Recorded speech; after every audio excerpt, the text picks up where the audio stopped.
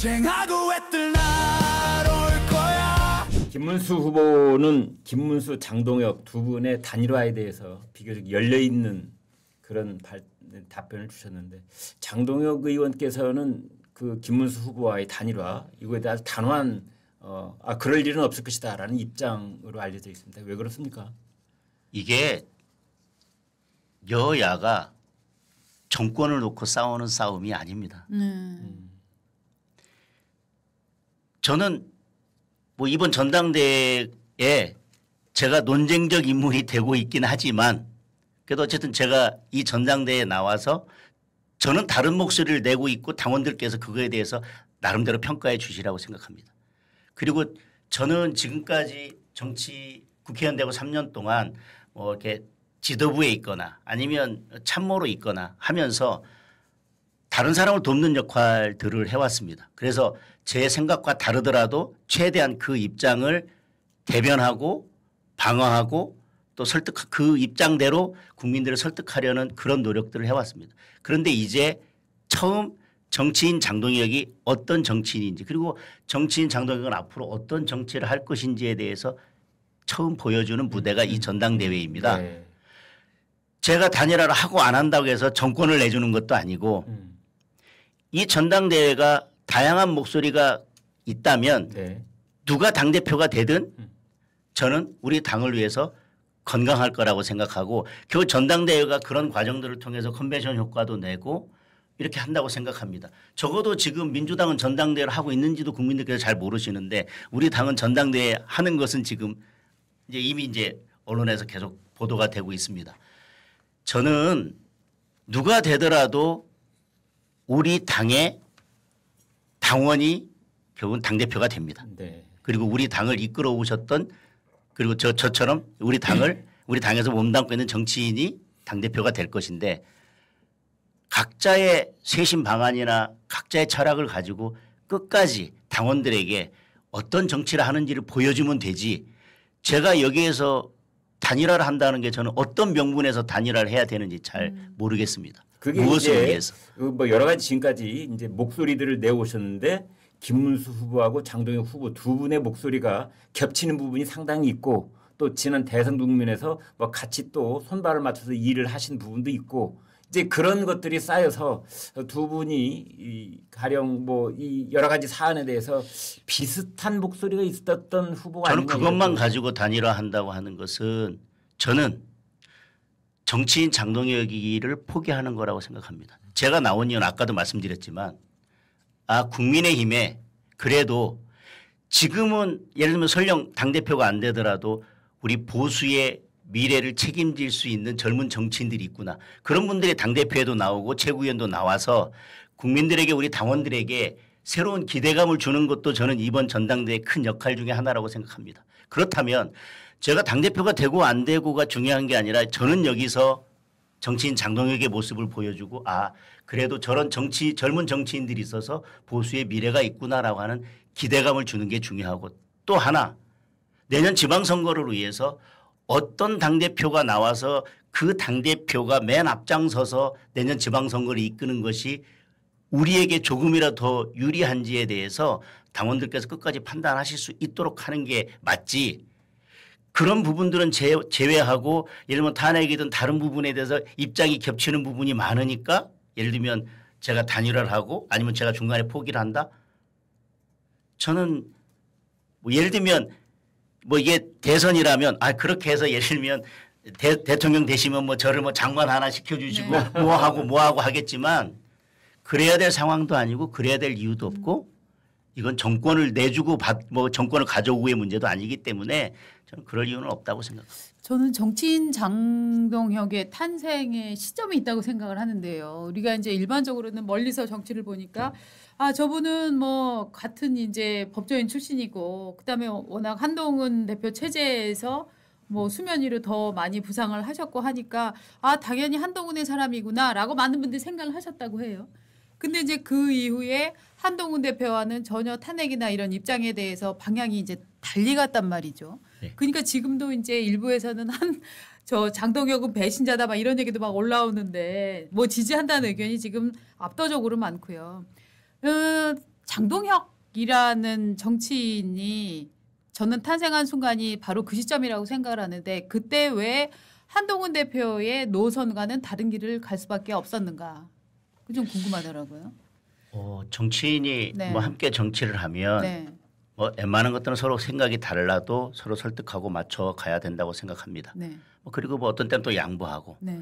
또 이제 또 대안을 찾아가고 그런데 탄핵이란 국면은 내가 함께 해왔지만 이건 서로 생각이 달라도 네. 이건 정치 운명을 끝까지 가야 된다라고 하는 차원의 사안이 아닙니다. 네. 그렇습니까? 저는 계엄 이후에 첫 의총에서 분명히 말씀드렸습니다. 107명 다른 의원님들 앞에서 저는 이 계엄이라고 하는 것을 탄핵이란 방법으로 풀어서는 안 된다. 정치적으로 풀어야 된다. 끝까지 막겠다. 막지 못하면 저는 최고위원직을 사퇴하겠습니다라고 네. 이미 선언을 했습니다. 그렇죠. 그때 한동훈 전 대표도 의총장에 있었습니다. 네. 그리고 저는 계엄 이후에 탄핵 그리고 탄핵 이후에도 그러니까 이제 국회에서 탄핵 소추안이 가결되고 헌재에서 결정 날 때까지도 저는 늘 그래도 우리 보수 정당에서 우리가 만든 대통령을 2번 연속 탄핵시키는 것은 안 된다. 그것도 우리가 충분히 막을 수 있는 의석을 가지고 있음에도 불구하고 탄핵시키는 것은 맞지 않다. 우리는 정당이다. 그래서 저는 계속해서 윤석열 대통령을 지키겠다는 탄핵으로부터는 지켜야 된다는 입장을 견지하고 그 곁에 서 있었고 이게 지켜지지 않으면 저는 최고위원직을 사퇴하겠다고 이미 밝혔습니다. 그런데 한동훈 대표는 탄핵을 당론으로 채택해 달라라고 이야기를 했고 네. 그래서 일부 의원들이 결국은 탄핵에 찬성하면서 결국 국회에서 탄핵 소추안이 가결됐습니다. 그러면서 자연스럽게 저는 약속을 지켰습니다. 제일 처음에 했던 약속 사퇴하겠다는. 당연히 탄핵을 찬성했든 반대했든 결국은 당 지도부에 있었으면 당론이 지켜지지 않고 탄핵이 가결되었으면 사퇴하는 게 정치적 책임을 지는 게 지극히 당연한 거라고 생각합니다. 그리고 저는 약속했기 때문에 그 약속을 지키는 게 지극히 당연하다고 생각합니다.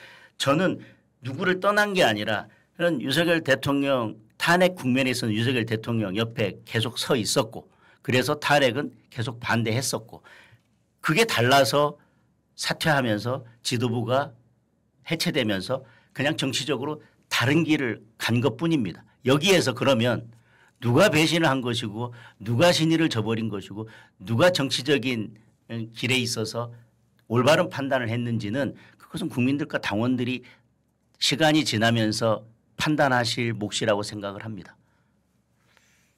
지금 이제 어제까지 그 당대표 후보들 등록이 마감이 됐고 네. 5분의 후보가 최종 결정이 됐어요. 네. 이제 우리가 뭐 그냥 무순으로 말씀을 드린다면 이제 김문수, 안철수, 쌍수가 있고 네. 쌍수란 표현 죄송합니다. 그다음에 조경태, 네. 그다음에 이제 우리 장 의원님, 주진우 의원 네, 예. 뭐 이렇게들 계세요. 네, 네. 그런데 이게 8월 6, 7일 이 여간에 이제 예비 경선이 또 이제 치러질 텐데 예, 예. 그러면 그중에 한 분은 일단 탈락이 돼야 되잖아요. 네. 네.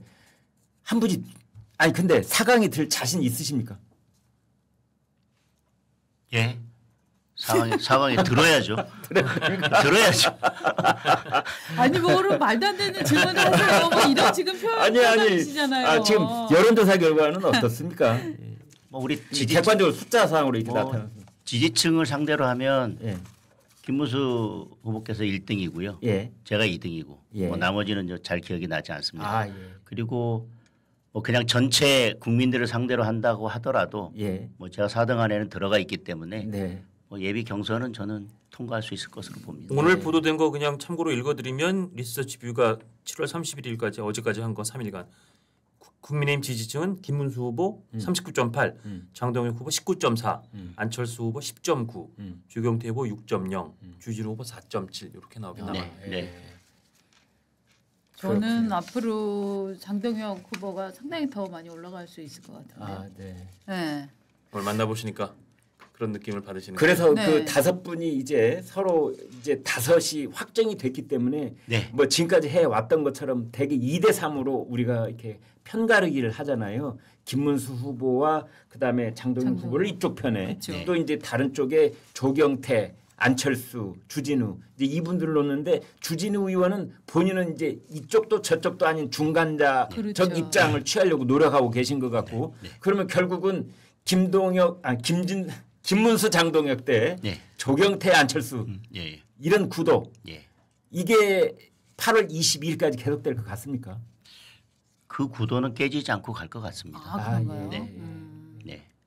저는 사실은 주진우 의원처럼 이렇게 전체적으로 끌어모아야 한다. 지금 우리가 뭐 어디를 누구를 나가라 하고 뭐 다 뭉쳐도 부족한 판에 저는 그 입장도 굉장히 합리적으로 좋게 글쎄요. 들리던데요. 예. 본질적으로 국민들은 찬탄도 반탄도 이제는 네. 좀 식상하거든요. 염증 아유 이젠 그 관심 없고 사실은 오늘 식탁에 오를 반찬과 그다음에 내일 내가 써야 될 건강에 관한 돈 뭐 이런 것들 아니겠어요. 네.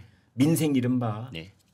그래서 뭐 오늘 뭐 지도부에서도 우리 전당대회가 그런 방향으로 갔으면 좋겠다는 취지의 말씀을 주신 것 같고요. 네. 뭐 저는 지도부의 입장에 대해서는 뭐 지도부로서는 뭐 그런 입장을 가질 수 있다고 생각하는데 선거라는 게 예를 들면 한쪽에서 어떤 공격이 왔을 때 네. 그냥 가만히 있거나 아니면 그것을 설명으로 풀어내려면 결국 선거 전략으로서는 그러면 결국은 이제 지는 선거를 하겠다는 거나 마찬가지여서 네. 어떤 공격이 들어오면 그 공격에 대해서 또 대응을 하다 보면 뭐 조금 이렇게 좀 공격적인 모습들도 있을 수밖에 없는 게 아닌가. 선거라는 국면은 물론 전당대회에서 우리 같은 당원들끼리 이제 경쟁하는 것이긴 하지만 네. 그리고 또 선거라는 게 구도 싸움이고 또 언론에서는 자꾸 구도를 만들려고 하고 네. 또 그 구도를 가지고 질문하고 공격하고 하다 보면 네. 뭐 이렇게 모두 다 그리고 똑같은 이야기를 하거나 똑같은 생각을 가지고 전당대회에 임할 수는 없지 않겠습니까? 어떤 뭐 물론 전당대회니까 뭐 과거 문제에 대해서 질문할 수도 있고 과거 문제에 대해서 문제 제기를 할 수도 있고 그거에 대해서 후보로서는 분명한 입장을 밝히다 보면 논쟁적일 수도 있고 또 서로 공격적일 수도 있고 할 텐데 그럼에도 불구하고 그래도 전당대회가 당의 화합을 깨지 않는 모습으로 갔으면 좋겠다라는 바람을 가진 지도부의 입장도 저는 뭐 이해는 합니다. 쟁하고 애뜰 날 올 거야